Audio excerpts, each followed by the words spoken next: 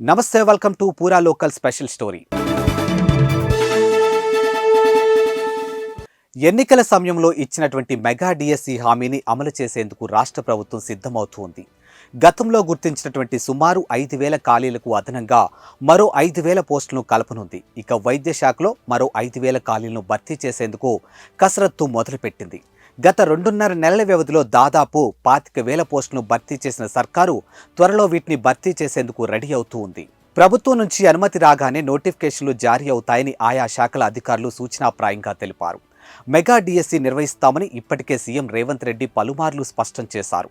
ఆయన ముఖ్యమంత్రిగా బాధ్యతలు చేపట్టినప్పటి నుంచి విద్యాశాఖలో వివిధ స్థాయిలో అధికారులతో ఉపాధ్యాయుల పోస్టులపై ఆరా తీశారు. ఇక ఖాళీల వివరాలను అందించాలంటూ ఆదేశించారు. ఇప్పటికే ఉన్నటువంటి ఖాళీలతో పాటు ఈ ఏడాది ఏప్రిల్ నుంచి డిసెంబర్ వరకు ఖాళీ కానున్నటువంటి పోస్టులను సైతం పరిగణలోకి తీసుకొని లెక్కలు ఇవ్వాల్సిందిగా ఆదేశించారు.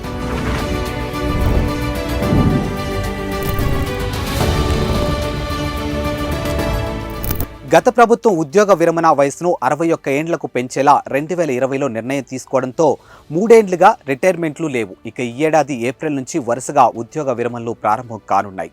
దీంతో ఈ ఏడాది చివరికల్లా ఎంతో మంది రిటైర్ అవుతారు. ఇక వివరాలను సేకరించి పంపించితే వాటిని భర్తీకి నోటిఫికేషన్ విడుదల, పరీక్షల నిర్వహణ, ఫలితాల వెల్లడి వంటివి ఖాళీలను భర్తీ చేయాలని ప్లాన్ చేశారు. ఇక అందులో భాగంగానే విద్యాశాఖలో ప్రస్తుతం ఖాళీలతో పాటు డిసెంబర్ వరకు ఖాళీ అయ్యే పోస్టుల సంఖ్య ప్రభుత్వానికి చేరింది.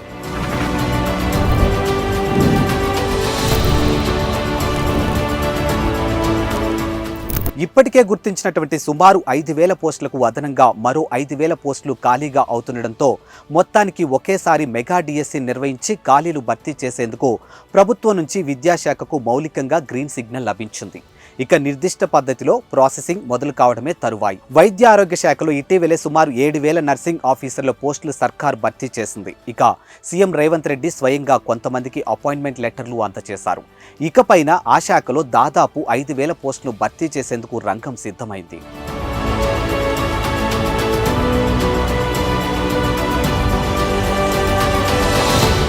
విద్య, వైద్య రంగాలకు ప్రాధాన్యత ఇస్తున్నటువంటి కాంగ్రెస్ ప్రభుత్వం వాటి నిర్వహణపై స్పెషల్ ఫోకస్ పెట్టింది. ఈ రెండు ప్రజలతో నేరుగా కనెక్ట్ అయ్యే విభాగాలు కావడంతో మెరుగైన సేవలు అందించేందుకు అవసరమైన సిబ్బంది ఉండడం తప్పనిసరిని భావించింది. డాక్టర్లు మొదలగు నర్సింగ్ ఆఫీసర్ల వరకు వివిధ హోదాల్లో ఈ ఏడాది డిసెంబర్ వరకు సుమారు 5,000 పోస్టులు ఖాళీ అవుతాయని ఆ శాఖ అధికారులు లెక్కలు తేల్చారు. డిసెంబర్ వరకు ఆగకుండా వీలైనంత తొందరగా వీటిని నోటిఫికేషన్ విడుదల చేసి పరీక్షలు నిర్వహించి భర్తీ చేసేందుకు చర్యలు తీసుకోవాలని ప్రభుత్వం నుంచి అధికారులకు ఆదేశాలు జారీ అయ్యాయి.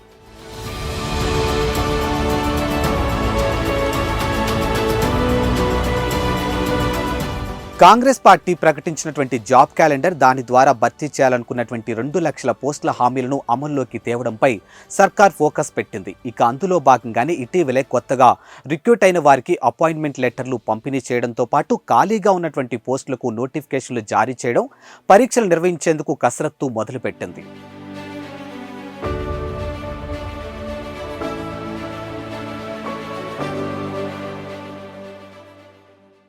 Thanks for watching Pura Local News, your choice for local voice.